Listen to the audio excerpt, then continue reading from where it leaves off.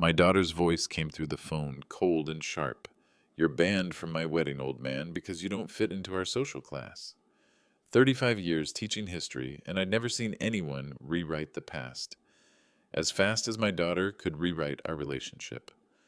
One phone call on a Tuesday afternoon at 3:15 p.m., and 29 years of raising her alone suddenly became an embarrassment to the Whitman family reputation. Charlotte had been dating Preston Whitman for 18 months. Old money family, she kept telling me. Country club people.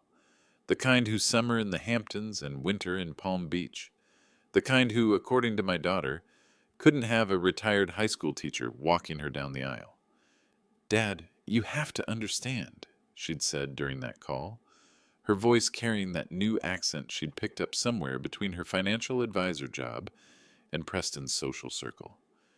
The Whitmans have a certain standard, a certain image to maintain. I'd raised Charlotte by myself since she was 14, after her mother died from cancer, worked 2 jobs some years to keep her in private school, sold my late wife's jewelry to pay for her college tuition.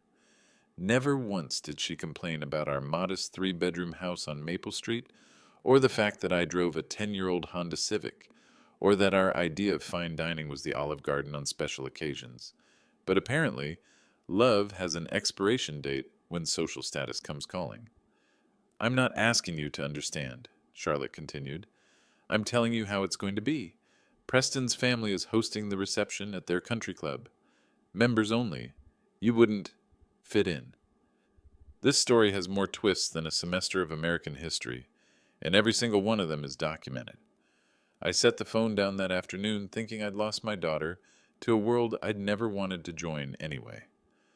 I was wrong about one thing, though. I hadn't lost her. I'd simply discovered who she'd become when she thought nobody was keeping score. If you've ever wondered whether you're too good to your kids, hit that subscribe button and let me know in the comments where you're listening to this story. Because what happened next changed everything I thought I knew about family, loyalty, and the price of unconditional love. And then I opened the letter from First National Bank. The envelope came 3 days after Charlotte's phone call, addressed to me but regarding a mortgage on my house. The house my wife Linda and I had bought 28 years ago. The house I'd owned free and clear for the past 6 years. According to First National Bank, someone had taken out a $160,000 mortgage on my property. Someone with my name, my social security number, and my signature. But let me back up, because to understand how we got here, you need to know what Charlotte used to be like before she discovered the Whitman family and their particular brand of social climbing. When Linda died, Charlotte was a freshman at State University, majoring in business with dreams of becoming a financial advisor. Smart kid, Dean's List every semester. Used to call me every Sunday night, not because she needed money, but because she wanted to tell me about her classes, her friends, her plans for the future. She'd come home for holidays and spend hours in the kitchen, trying to recreate her mother's recipes. Never quite got them right, but she kept trying. We'd sit at the same dining room table where I'd helped her with homework for years, and she'd tell me about her internships, her job interviews, her first apartment. When she graduated, I drove the 6 hours to attend her ceremony. She introduced me to her friends as my dad, the history teacher who knows everything about everything. She hugged me so tight that day, I thought she might break my ribs. "Dad," she'd whispered in my ear, "thank you for never giving up on me." That was 3 years ago. The Charlotte who called me on that Tuesday was someone else entirely, someone who'd learned to speak in carefully modulated tones about social expectations and appropriate boundaries. Someone who'd started referring to our house as quaint and my Honda as vintage charm. The change had been gradual. She'd moved into a downtown apartment, started shopping at stores I couldn't pronounce, developed a taste for wine that cost more than my monthly grocery budget. At first, I was proud. My daughter was successful, confident, making her way in the world. Then she started bringing Preston around. Preston Whitman was everything I wasn't. Tall, perfectly groomed, spoke in that particular way rich people speak, where every word sounds like it's been pressed and starched. He wore watches that cost more than my annual property taxes and drove a BMW that he parked in my driveway like he was doing the neighborhood a favor. He was polite enough, in the way people are polite to service workers. Called me sir and shook my hand with just the right amount of pressure. Asked about my teaching career like it was a hobby I'd eventually outgrow. But I watched him during those visits, watched how his eyes moved around our living room, cataloging and dismissing, watched how he steered Charlotte away from family photos, from stories about her mother, from anything that reminded her where she came from. Charlotte started visiting less. Phone calls became text messages. Sunday dinners became, "I'm too busy, Dad," and "Preston and I have plans." The last time we'd had a real conversation was 6 months ago, when she'd asked about the value of the house. Said she was curious about real estate in the area. I told her the tax assessment had it at $385,000, which seemed about right for the neighborhood. "That's good to know," she'd said, making a note in that leather planner she carried everywhere. "For estate planning purposes." Estate planning? Like I was already dead and buried. I should have seen the signs. Should have wondered why she suddenly cared about property assessments and mortgage rates, and whether I'd ever considered leveraging my equity for better returns. But she was my daughter. The little girl who used to fall asleep in my lap during movies. The teenager who'd cried on my shoulder after her first heartbreak. The college graduate who'd promised to take care of me when I got old. Trust isn't something you turn off with a switch, even when you should. The bank letter lay open on my kitchen table, next to the morning coffee that had gone cold while I read it 3 times. Someone had forged my signature so perfectly that even I had to look twice. Someone had provided my social security number, my employment history, my financial statements. Someone who had access to all of that information because I'd trusted them with it. I picked up my phone and dialed Charlotte's number. It went straight to voicemail. "Hi, you've reached Charlotte Cooper. I'm probably at the gym or planning my wedding. Leave a message and I'll get back to you when I can." Charlotte Cooper. Not Charlotte Cooper Whitman yet, but close enough that she'd already started practicing. But I hadn't heard the worst part yet. The mortgage documents arrived by courier the next morning, requiring my signature to finalize the loan process. 300 pages of legal text that I read word by word, because that's what history teachers do. We read the fine print. The loan was dated March 15th, 2024. 3 months ago. The signature on page 47 looked exactly like mine, down to the way I loop my Y's and cross my T's. But I'd never seen these papers before in my life. I called First National Bank and asked to speak with the loan officer. "Mr. Cooper," said a woman named Grace Palmer, "I have your file right here. You came in personally to complete the application. I remember because you brought your daughter Charlotte to co-sign as a character reference." My stomach dropped. What did this person look like? "Well, you, Mr. Cooper. Same height, same general build. Your daughter vouched for your identity, and you had all the proper documentation. Driver's license, social security card, recent utility bills. And the money? Where did the $160,000 go?" Papers rustled on her end. "Wire transfer to Whitman Properties, LLC. Your daughter said it was for a real estate investment. Family business. Whitman Properties, Preston's family company." I hung up the phone and sat in my kitchen for 20 minutes, staring at the mortgage papers. Charlotte had been there, had vouched for someone impersonating me, had helped them steal equity from the house her mother and I had worked 30 years to pay off. My phone rang, Charlotte's ringtone. "Dad, hi," she said, sounding breathless. "I got your voicemail. What's so urgent?" "I need to ask you about something, honey. Did you go to First National Bank with someone about 3 months ago?" Silence. Then, "Why would you ask me that?" "Because someone took out a mortgage on my house, and the bank says you were there." "Dad, you're being paranoid. Maybe you forgot. You're getting older, and sometimes—" "Charlotte," I kept my voice level. "Someone forged my signature. Someone who knew my social security number, my employment history, my financial information. Someone who had you there to vouch for them. I don't know what you're talking about. And the loan officer remembered you, honey. Grace Palmer. She said you told her it was for a family real estate investment." Another pause, longer this time. "Dad, If someone took out a loan in your name, you should call the police. Report identity theft. These things happen all the time to elderly people. Elderly people. Like I was some confused old man who couldn't remember signing papers. The money went to Whitman Properties, LLC, I said. I I don't know anything about that. Charlotte, are you in trouble? Did someone force you to do this? Because if you're being threatened or coerced, nobody forced me to do anything. The words came out too fast, too sharp, and I resent the implication that I would steal from my own father. Then help me understand what happened. What happened is that you're paranoid and suspicious, and apparently willing to believe that your only daughter is some kind of criminal. Maybe that's why the Whitmans don't think you're appropriate wedding material.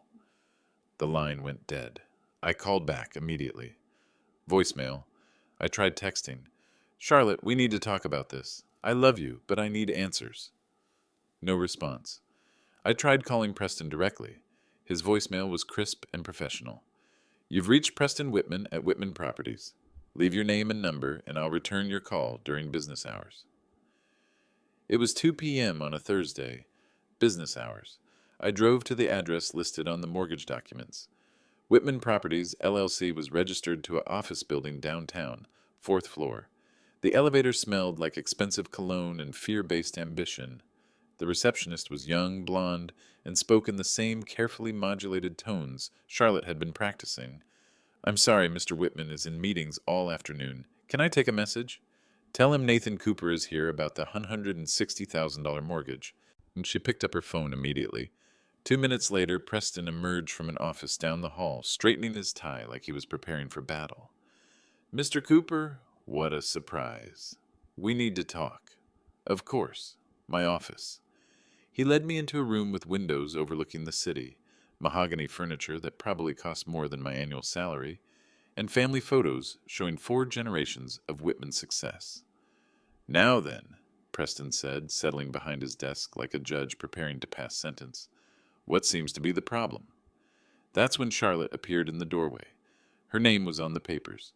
Her signature was next to mine. Charlotte stood in Preston's doorway, wearing a dress that cost more than my monthly pension, her face pale but defiant. She looked like her mother in that moment. Same stubborn set to her jaw, same way of lifting her chin when she'd been caught in something she couldn't explain away. Dad, what are you doing here? I could ask you the same question, I said, especially since you told me you didn't know anything about Whitman Properties. Preston gestured to a chair across from Charlotte. Please, Mr. Cooper, let's discuss this like civilized people. Let's discuss how your company received $160,000 from a mortgage taken out without my knowledge or consent. That's a serious accusation, Preston said smoothly. I hope you have documentation to support such a claim. I placed the mortgage papers on his desk. Page 47, my signature, or someone's very good imitation of it. Charlotte shifted in her chair. Dad, identity theft happens. You should be grateful we're willing to help sort this out instead of accusing us of... The bank officer remembered you, Charlotte. Grace Palmer. She said you vouched for whoever was impersonating me. I've never heard that name in my life. Really? Because she described you perfectly. Right down to that leather planner you carry everywhere.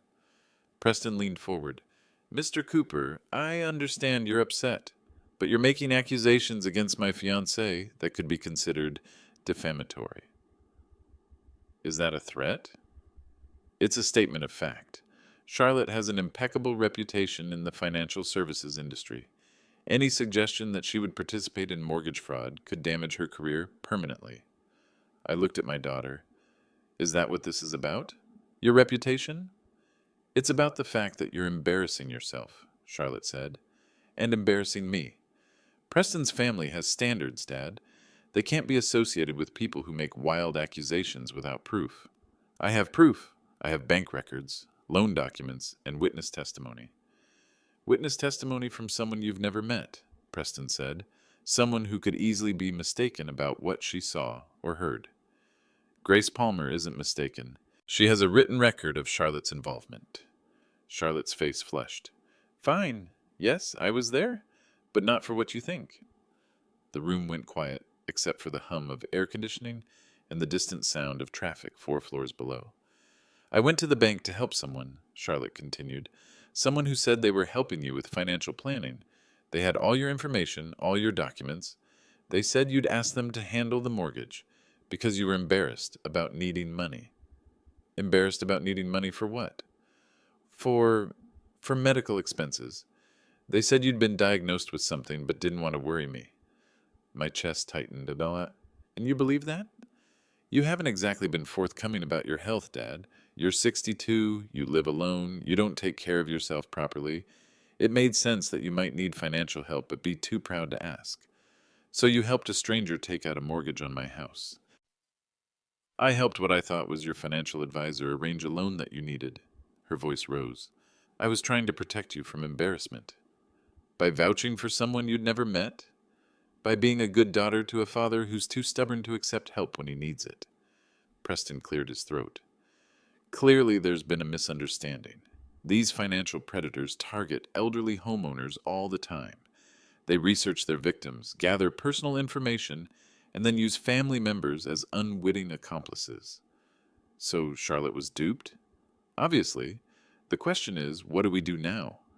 I looked between them. Preston, calm and professional, playing the role of concerned son-in-law. Charlotte, defensive but beginning to show cracks in her story. We start with the truth, I said. Charlotte, who approached you about this loan? I don't remember his name. You don't remember the name of someone who convinced you to help him impersonate your father? It was months ago, Dad, and it wasn't like that. He said he was working with you, that you'd asked him to handle the paperwork because you were uncomfortable dealing with banks. Describe him. Charlotte glanced at Preston. I don't see how that's relevant now. Describe him, Charlotte. He was average height, middle-aged, professional-looking.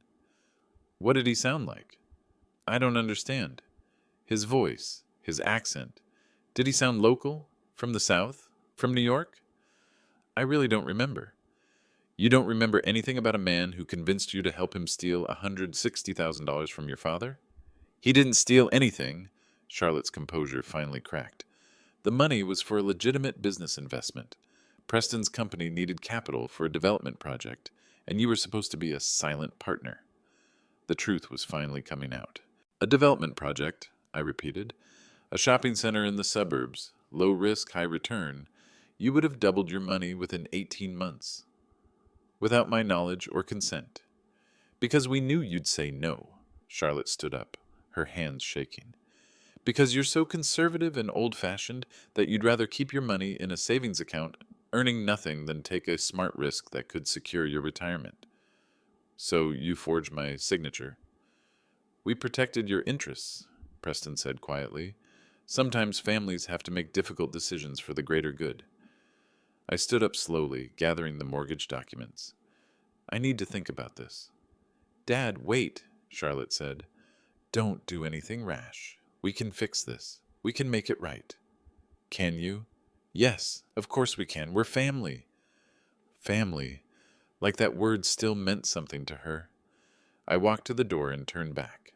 Charlotte, I need you to know something. That shopping center development, I looked it up on the way here. Her face went white. There is no shopping center development. And that's when I discovered there were 3 ways to fight this. Civil court, criminal charges, or make the problem disappear entirely. I left Preston's office and drove straight to the law offices of Reed and Associates. Jackson Reed had handled Linda's estate 8 years ago, and I trusted him to tell me the truth, even when I didn't want to hear it. Nathan, Jackson said, gesturing to a chair in his office. Good to see you again, though I'm guessing this isn't a social call. I laid out the entire story. The mortgage, the bank visit, Charlotte's involvement, Preston's claims about a development project. Jackson listened without interrupting, occasionally making notes on a yellow legal pad. Show me the documents, he said. I handed him the mortgage papers.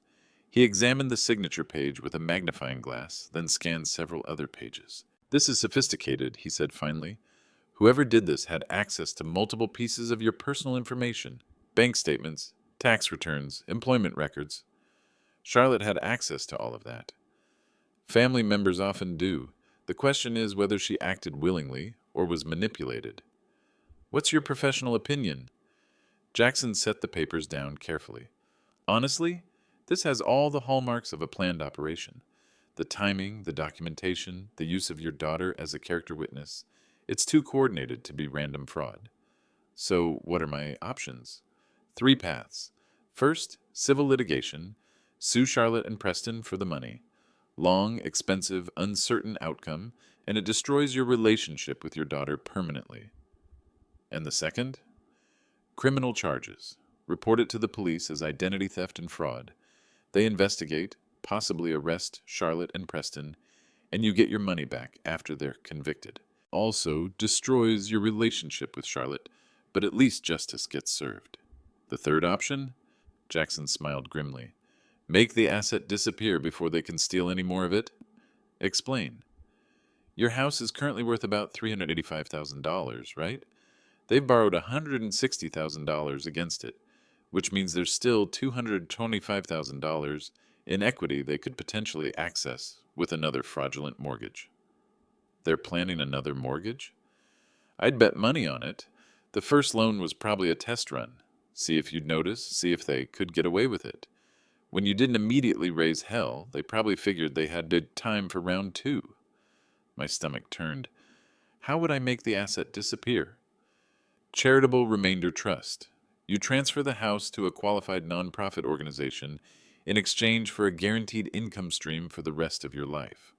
The house no longer belongs to you, so it can't be mortgaged. The charity eventually owns it outright, but you get to live there as long as you want and receive monthly payments. Is that legal? Completely.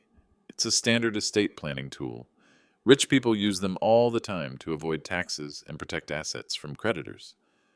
How long would it take? If you're serious about this, I can have the paperwork ready by tomorrow afternoon. The transfer takes effect immediately upon signing. I thought about Charlotte's face in Preston's office, the way she'd said, "We protected your interests," like she actually believed it. There's something else, I said. I want to find out exactly what Whitman Properties does with their money. Financial investigation?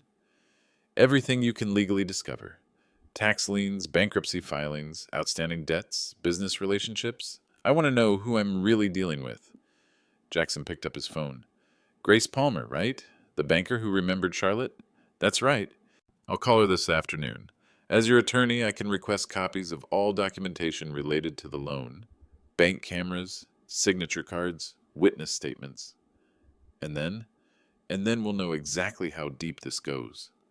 Jackson walked me to the door. Nathan, I have to ask, are you sure about this?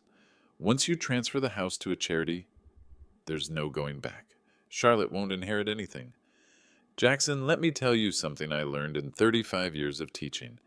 When students cheat on a test, you don't give them a makeup exam. You give them the consequences they earned. Fair enough. I'll call you tomorrow with the trust paperwork. I drove home and spent the rest of the afternoon going through my files. Bank statements, tax returns, insurance policies, all the documents someone would need to forge a mortgage application. Everything was exactly where I'd left it, in the filing cabinet in my home office. Except for one thing. My birth certificate was missing. I'd kept it in a manila envelope with Linda's birth certificate and our marriage license. Linda's documents were still there. Mine was gone. My phone rang. Unknown number. Mr. Cooper, this is Grace Palmer from First National Bank. Your attorney called and asked me to review our records from your March mortgage application. What did you find? Well, sir, that's the strange thing. I pulled up our security footage from that day, and I have to tell you, the man who came in with your daughter didn't look much like you. What do you mean? He was about the same height and general build, but much younger. Maybe 40, 45. Very well dressed, very confident. Your daughter called him Dad throughout the meeting, but frankly, he could have been her brother. Did you save the footage? Yes, sir. Your attorney requested copies. I'm sending them over this afternoon. I hung up and immediately called Charlotte. Voicemail again. This time I left a message. Charlotte, it's Dad. I know about the security footage from the bank. I know the man you called Dad wasn't me. I know about the missing birth certificate. We need to talk, and we need to talk now. Call me back within an hour, or I'm calling the police. 58 minutes later, my phone rang. Dad? Charlotte's voice was small, scared. Who was he, Charlotte? I can't tell you that. Why not? Because they'll destroy me if I do. They're already destroying you, honey. This path you're on, it doesn't end well for anyone. You don't understand the pressure I'm under. Then explain it to me. Silence on her end. I could hear traffic, voices, the sound of a busy street. Charlotte, where are you?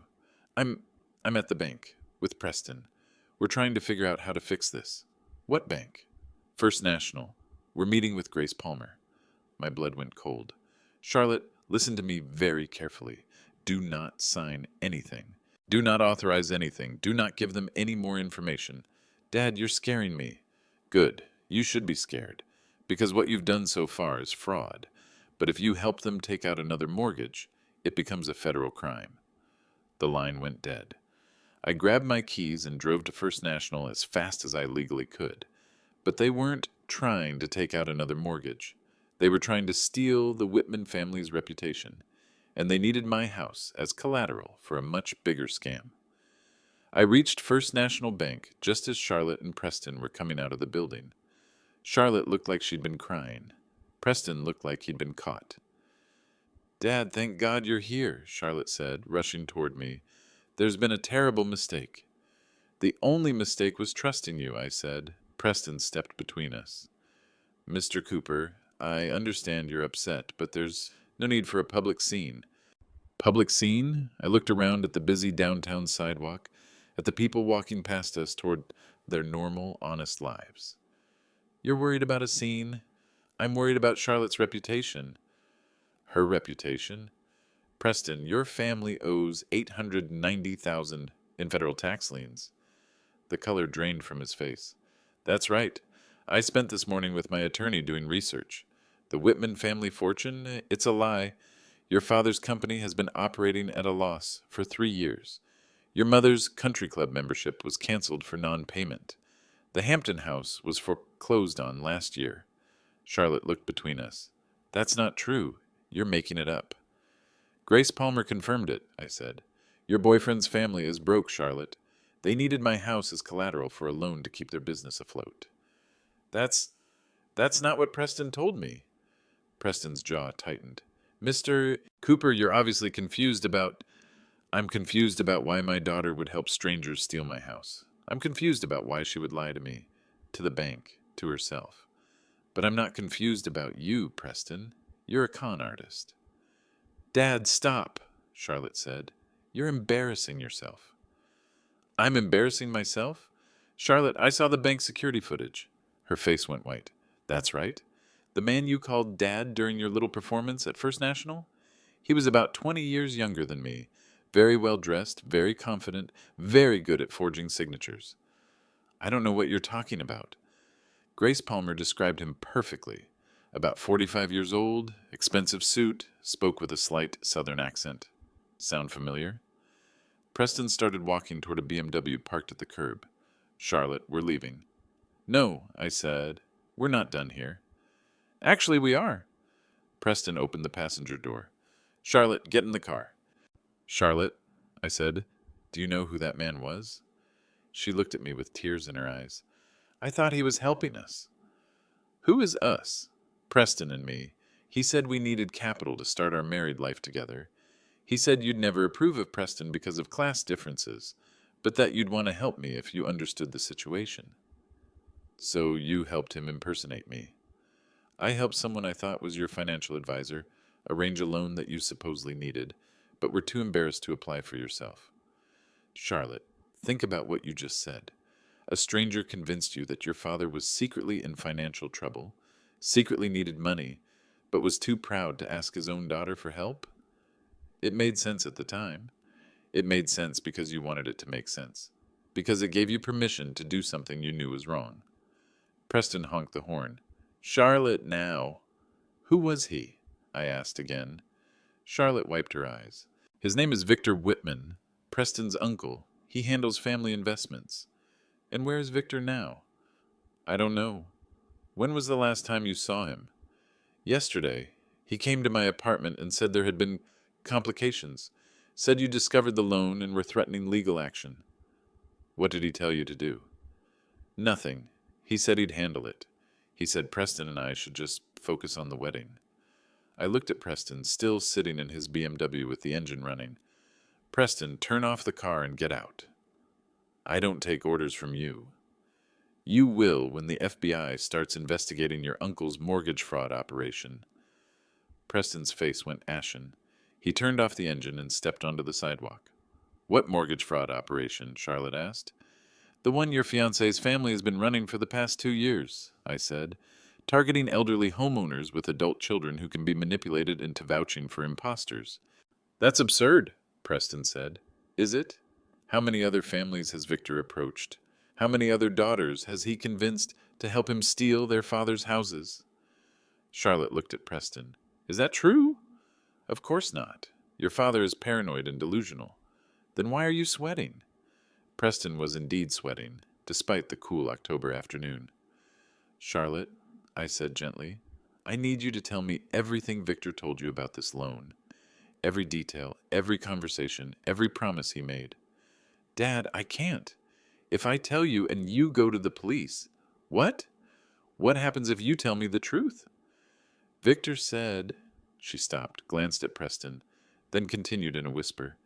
Victor said if there were ever any problems, if anyone ever investigated the loan, I would go to jail for fraud, because I was the one who vouched for the imposter.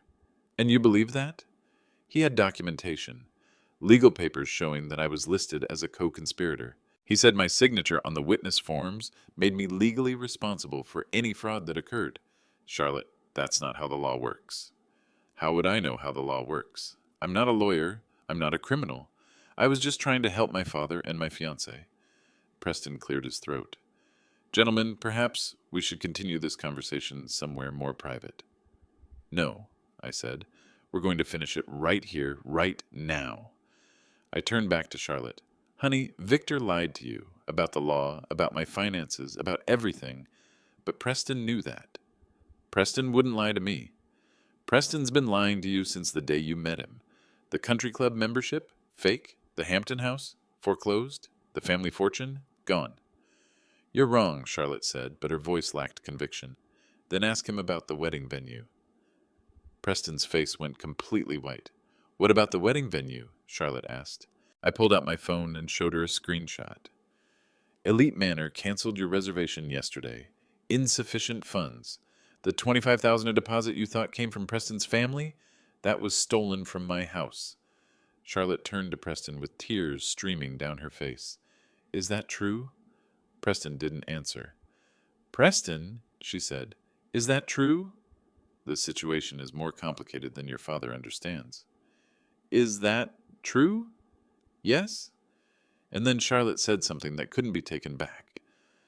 I'm pregnant. The words hung in the air between us like smoke from a house fire.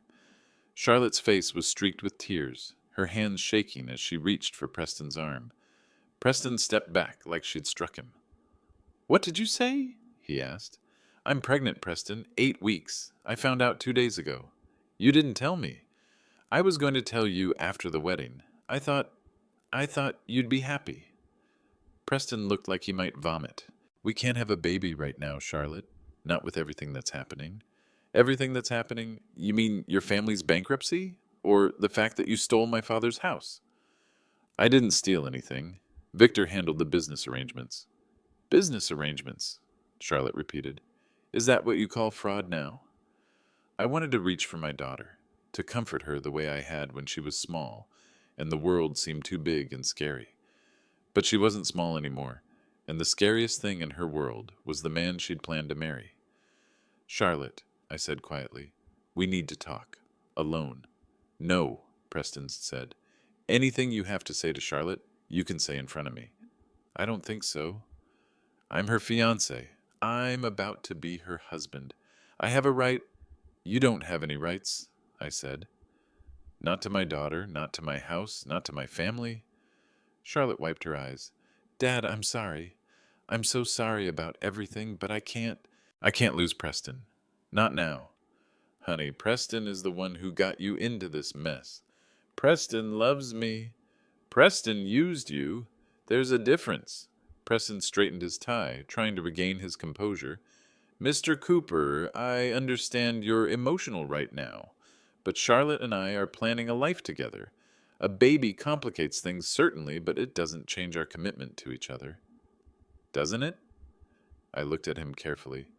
Because you look like a man who just heard the worst news of his life. I look like a man whose future father-in-law is trying to destroy his relationship with unfounded accusations. The accusations aren't unfounded. I have documentation. You have paperwork that you've misinterpreted. I have security footage of your Uncle Victor impersonating me at the bank. That proves nothing. It proves your family is running a mortgage fraud scheme. It proves Victor made a mistake in how he handled your loan application.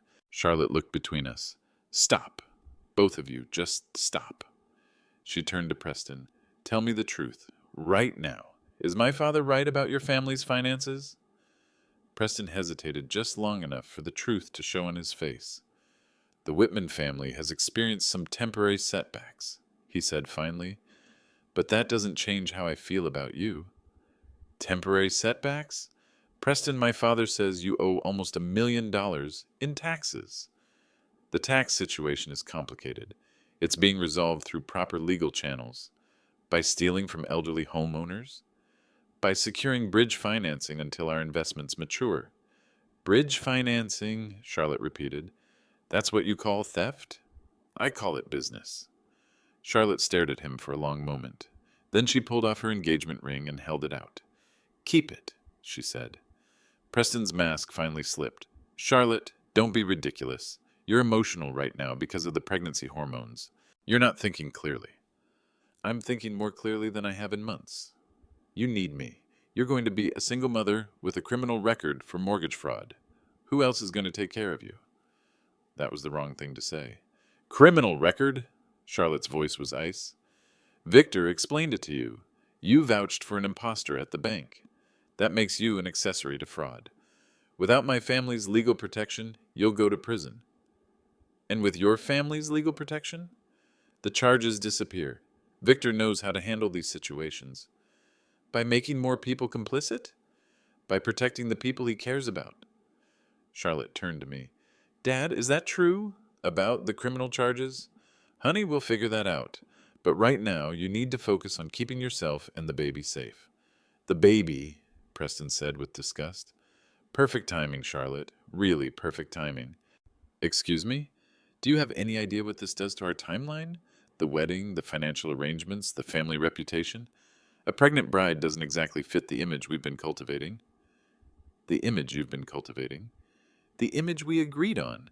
The image that was going to set us up for life. Charlotte laughed, but there was no humor in it. Set us up for life. Preston, you're broke. Your family is broke. There is no life to set up. There would have been if your father hadn't interfered. My father interfered by discovering that you stole his house. Your father interfered by being paranoid and ungrateful instead of trusting his daughter's judgment. I stepped closer to Preston. What was the plan exactly? Mortgage my house for $160,000? Use Charlotte to legitimize the fraud? Then what? Take out another mortgage for the remaining equity? Preston didn't answer. That's exactly what you were planning, isn't it? String this out until you'd stolen every penny of equity, then disappear. The loans would have been repaid. With what money? With profits from our investments. What investments, Preston? Your family doesn't have any money to invest. We have deals in development, projects that are about to pay off. Name one. I don't have to justify our business model to you. You do if you want to marry my daughter. I don't need your permission to marry Charlotte. No, but she needs to understand who she's marrying. Charlotte pulled out her phone. I'm calling Victor. Charlotte, don't, Preston said quickly. Why not? If everything you've told me is true, Victor can explain it himself. Victor's traveling on business. What kind of business? Family business. Charlotte dialed a number. It went straight to voicemail. She tried again. Same result. His voicemail box is full, she said. Preston's phone buzzed. He checked the message and his face went pale. What? Charlotte asked. Nothing, just work stuff. Show me. Charlotte. Show me the message, Preston. He handed her his phone reluctantly. Charlotte read it aloud. Airport security called. Victor never made his flight. Car found abandoned at long-term parking. Call me immediately. Mom. We all stood there in silence as the implications sank in. Victor Whitman had disappeared with my $160,000, leaving Charlotte holding the bag for mortgage fraud charges. But that wasn't the worst part. The worst part was what I was about to do to make sure she never had to see Preston again. Charlotte, give me your car keys, I said. Why? Because you're not driving anywhere with Preston. Not today, not ever. Dad, you can't. I can and I will. I held out my hand. Keys. Charlotte hesitated, then dropped them into my palm. Preston, I said, you're going to walk to your car, drive home, and stay there until my attorney contacts you. You can't tell me what to do. I just did. Preston looked at Charlotte. This is insane. You're going to let your father control your life like you're 16 years old? I'm going to let my father protect me from people who want to destroy my life. I don't want to destroy your life. I want to marry you. Why? Because you love me? Or because you need me to keep vouching for your uncle's fraud schemes? Preston didn't answer. That's what I thought, Charlotte said. I waited until Preston's BMW disappeared around the corner, then turned to my daughter. Charlotte, we need to go somewhere safe to talk. Somewhere private. Dad, I'm scared. I know, honey, but we're going to fix this. How? Victor's gone. The money's gone. I helped someone impersonate you at a bank. How do we fix that? We start by making sure you can't be charged with anything. I drove Charlotte to Jackson Reed's office. She sat in the passenger seat of my Honda, staring out the window like she was seeing the world for the first time. Dad, she said as we pulled into the parking garage, I need you to know something. What's that? I never wanted to hurt you. When Victor explained the situation, when he said you needed money but were too proud to ask for help, it seemed like the perfect solution. I could help you without embarrassing you. Honey, why didn't you just call me and ask? Because... She stopped, wiped her eyes. Because I was ashamed. Of what? Of how I'd been treating you, of the things I'd said about you to Preston and his family, about how I'd let them convince me that you weren't good enough for their social circle. Charlotte, I let them make me ashamed of my own father, the man who raised me alone, who worked 2 jobs to put me through school, who never once made me feel like I was a burden. We sat in the parking garage in silence for a moment. When Victor approached me, Charlotte continued, I thought it was a sign, a way to prove that I was still a good daughter, that I still cared about you, even if I hadn't been showing it. How did Victor know to approach you? Preston introduced us at a family dinner. Victor said he specialized in helping families with complex financial situations. He was very convincing, very professional. And Preston knew what Victor was really doing? I don't know. Maybe. I thought Preston loved me, but now... She shrugged.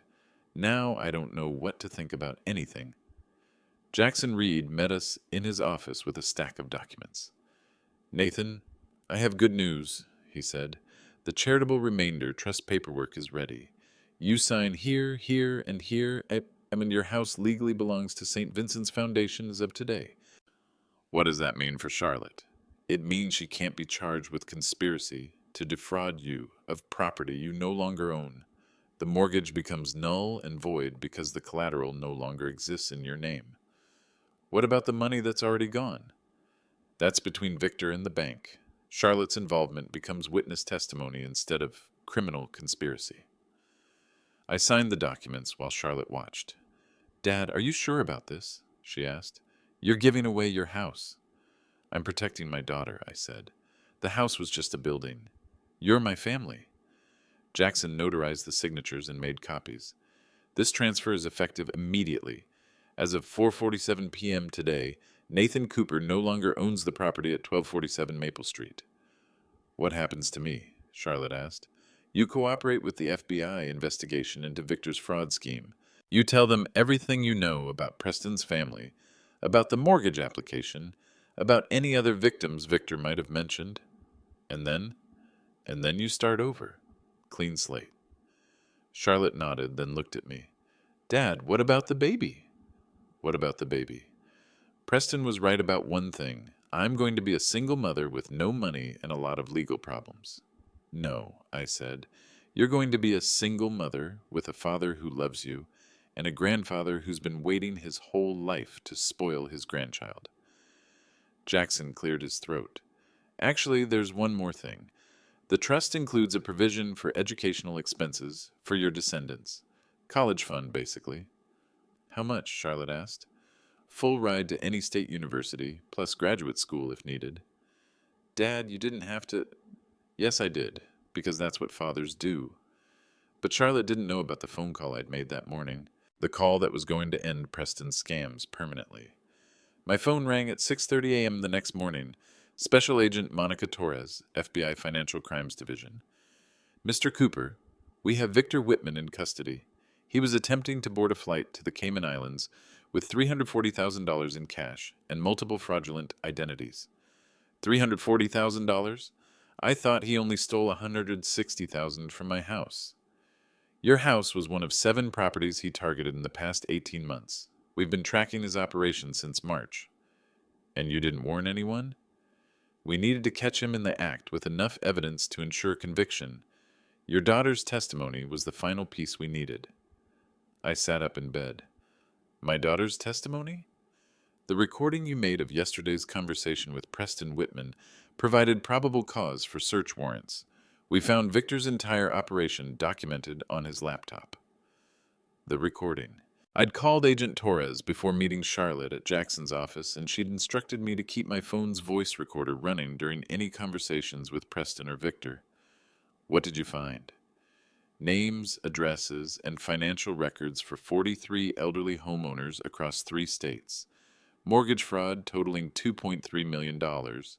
And something else that's going to interest you. What's that? Preston Whitman isn't Victor's nephew. He's Victor's partner. Has been for 3 years. My stomach dropped. Charlotte doesn't know. She's about to. We need her to come in this morning for a formal debriefing. Can you bring her to the federal building at 9 a.m.? Agent Torres, my daughter is pregnant. She's been through hell. How much more do you need from her? Mr. Cooper, your daughter is a victim here, not a suspect.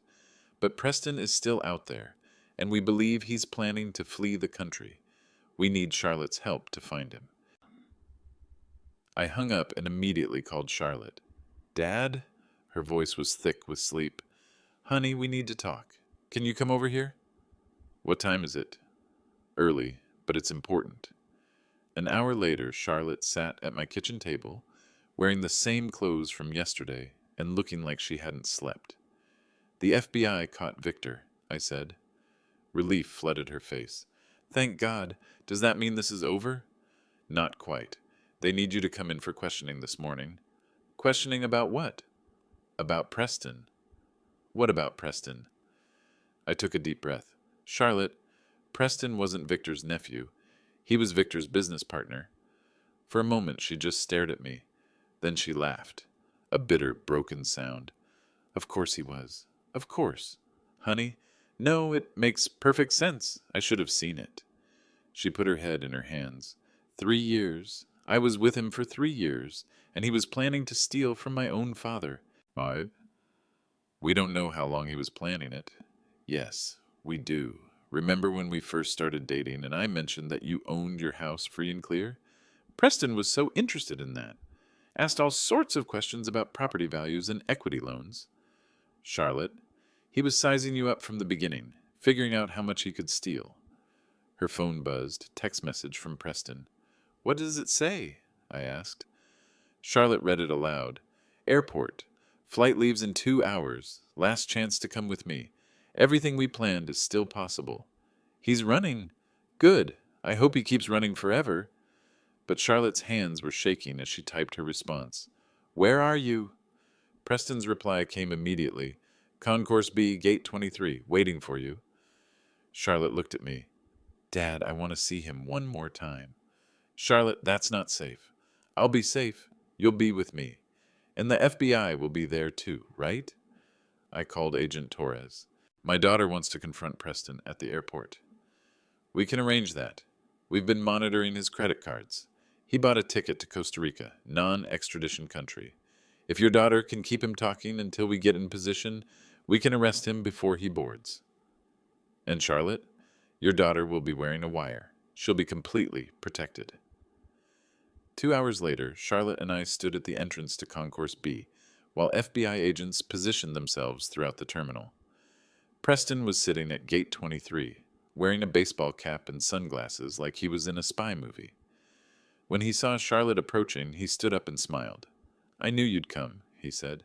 "Did you?" "Of course. We belong together, Charlotte. Despite what your father thinks, despite all the complications, we're meant to be partners." "Partners?" Charlotte let the word hang in the air. "Is that what you and Victor were? Partners?" Preston's smile faltered slightly. "Victor was a family friend who helped us with financial arrangements." "Financial arrangements involving 7 different families? I don't know what you're talking about." "The FBI arrested Victor this morning. He had records of 43 homeowners you've been stealing from." Preston glanced around the terminal nervously. Victor exaggerated his business activities. He liked to seem more important than he was. "And you? How important are you, Preston?" "Important enough to take care of you and our baby." "Our baby?" Charlotte's voice was deadly quiet. "Of course. I meant what I said yesterday. The pregnancy complicates things, but we can work around it." "Work around it? Like you worked around stealing my father's house?" "I never stole anything from your father. The mortgage was legitimate. Signed by an imposter you hired. Signed by a business associate acting on your father's behalf." Charlotte stepped closer. "Preston, I need you to tell me something, and I need you to tell me the truth. Anything. When did you first decide to steal from my father?" Preston's face went white. "Charlotte, you're wearing a wire." "Yes, I am. Why would you do that?" "Because I want everyone to hear what kind of man I almost married." Preston backed toward the gate, but FBI agents were already moving in from both directions. "Charlotte, you don't understand what you're doing." "I understand perfectly. I'm protecting my family." "I am your family." "No," Charlotte said. "You're just a con man who picked the wrong mark." Agent Torres appeared behind Preston and cuffed him while he was still looking at Charlotte with disbelief. "Preston Whitman, you're under arrest for conspiracy to commit mortgage fraud, identity theft, and wire fraud." As they led him away, Preston shouted back at Charlotte, "You'll never find anyone else who'll take you. Not with your history, not with a baby." Charlotte watched until he disappeared around the corner, then turned to me. "Dad, I'm ready to go home now." But home was about to become something very different than either of us expected. 6 weeks later, Charlotte moved into the guest bedroom at 1247 Maple Street. Technically, it wasn't my house anymore. The charitable trust meant it belonged to St. Vincent's Foundation. But the terms of the trust guaranteed I could live there for the rest of my life. And as a bonus, the foundation allowed family members to stay as well. "Dad," Charlotte said one evening as we sat in the living room, "I need to tell you something about the baby." "What about the baby?" "I lied to Preston about when I got pregnant." I set down my coffee mug. "What do you mean?" "I told him I was 8 weeks along, but I'm actually 12 weeks. I found out about the pregnancy before Victor approached me about the mortgage." "Why did you lie?" "Because when I first found out, I was excited. I thought Preston would be excited too. But when I told him, he said we needed to wait until after the wedding to start a family. Said a pregnancy would interfere with his family's plans." "Their plans to steal from other people?" "I didn't know that then. I just knew that the man I thought loved me was disappointed about our baby." She put her hand on her stomach. "So when everything fell apart, when I found out what he really was, I decided to give him one last chance to do the right thing." "By telling him you were pregnant?" "By giving him the opportunity to choose his child over his criminal enterprise." "And he chose the criminal enterprise." "He chose himself, like he always did." I reached over and squeezed her hand. "I'm proud of you." "For getting pregnant by a con man?" "For protecting your child from a con man, and for protecting me, even when you thought you were helping Preston." Charlotte wiped her eyes. "Dad, there's something else. Agent Torres called today. The FBI recovered most of the money from Victor's other victims. They're establishing a restitution fund." "What does that mean?" It means we might get back some of the $160,000 they stole from your house. Might? Victor spent a lot of it, but they found bank accounts in 3 different countries. The government is working with international authorities to freeze the assets. And Preston? Preston's going to trial next month. His attorney is recommending he take a plea deal. How do you feel about that? Charlotte thought for a moment. I feel like justice is being served, but I also feel like I dodged the biggest bullet of my life. Because you found out what he was before you married him? Because I found out what kind of father he would have been. She looked around the living room, at the family photos on the mantel, at the books on the shelves, at all the evidence of a life built on honest work and genuine love. This baby is going to grow up knowing what integrity looks like. This baby is going to grow up spoiled rotten by its grandfather. Charlotte laughed. Dad, I have a proposal for you. What's that? St. Vincent's Foundation runs after-school tutoring programs, right? Right. And they're always looking for qualified teachers? Where are you going with this? What if we turned this house into a tutoring center? You could teach kids about history, about critical thinking, about how to spot people who want to take advantage of them. And you? I could teach financial literacy, show people how to protect themselves from mortgage fraud, how to recognize scams, how to build real wealth instead of falling for get-rich-quick schemes. You want to work together?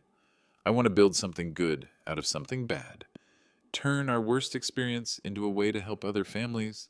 I looked around the house where Linda and I had raised Charlotte, where we'd built our life together, where Charlotte would now raise her own child. I think your mother would love that idea, I said. Dad? Yeah? When the baby comes, will you teach them about Mom? Every day. And will you teach them about forgiveness? I'll teach them about boundaries first. Forgiveness comes later, when people earn it. Charlotte nodded. Good, because this baby needs to know the difference. 3 months later, I got a letter from Preston in federal prison asking if Charlotte would bring the baby to visit him when it was born. I threw the letter away without showing it to Charlotte. Some bridges, once burned, should stay burned. The Cooper Family Learning Center opened on a Saturday morning in March, 6 weeks after Charlotte gave birth to Emily Rose Cooper. The baby slept in a carrier next to Charlotte's desk while she explained debt-to-income ratios to a group of first-time homebuyers. I was in the living room with 8 middle school students, teaching them about the Great Depression and why understanding history helps you recognize patterns in the present. Mr. Cooper, asked a 12-year-old named Marcus, how do you know when someone is lying to you about money? You ask questions, I said. If someone claims they can double your money overnight, you ask them to explain exactly how. If they can't give you a clear answer, they're lying. What if they get mad at you for asking questions? Then you know for sure they're lying. Honest people don't mind explaining their work. After the students left, Charlotte and I sat in the kitchen, sharing a late lunch while Emily slept upstairs. Dad, I got a call from Agent Torres today. Good news? Victor pleaded guilty to all charges. He's going to prison for 12 years. Preston got 8 years for his cooperation. How do you feel about that? I feel like justice was served, and I feel grateful that Emily will never have to meet either of them. I looked at the photo on the refrigerator. Charlotte holding Emily in the hospital, both of them healthy and safe and surrounded by people who actually loved them. Charlotte, do you ever regret how everything turned out? You mean, do I regret not marrying a con man who would have taught my daughter that love means letting people steal from you? I guess that answers my question. Dad, I learned something important from all this. The people who truly care about you don't ask you to choose between them and your integrity. They don't ask you to betray your family for their benefit, and they don't disappear when things get difficult. They stick around and help you build something better. Exactly. Emily started crying upstairs. Charlotte started to get up, but I waved her back down. I've got her. Grandpa duty calls.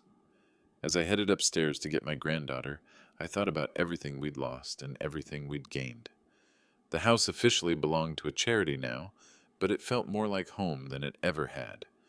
Charlotte was single, but she was stronger than she'd ever been.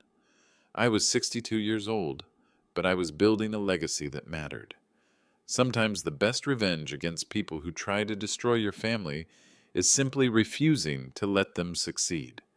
If you've ever had to choose between love and respect, hit that subscribe button and share this story with someone who needs to hear it. Let me know in the comments where you're listening and what boundaries you've had to set in your own life. Because sometimes saying no to the people you love is the most loving thing you can do.